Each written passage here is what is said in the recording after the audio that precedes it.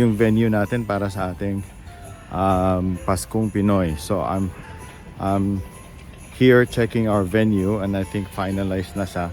And here we go. All right. I'll take a video inside and let you know.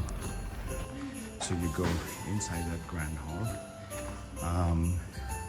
Tapos ito po yung hallway natin. Diyan po tayo maglalagay ng backdrop. And tingnan nyo po. Ito po yung hallway natin. Parang ang ganda lang ng lakad natin pag nakabihis na tayo lahat. And look at this. Guys, this is our venue. Alright?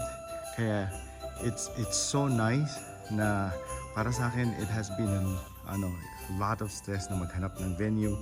And ito yung pinakamura nating nakita. And I think this is also the best venue. So, yung puti na yan nakikita niyo sa stage, yan yung buong screen yan. Diyan yung mga videos natin ipapakita.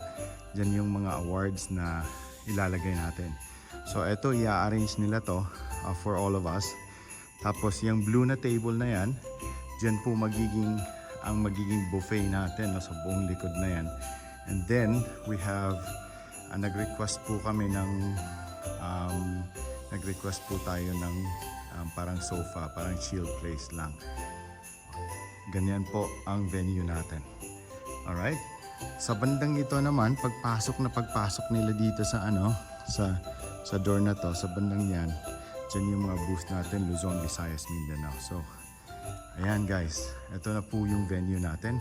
Maglalagay po tayo ng location, magpo-post po tayo ng lahat ng mga information about the venue. I hope you guys are all excited and see you po sa December 8.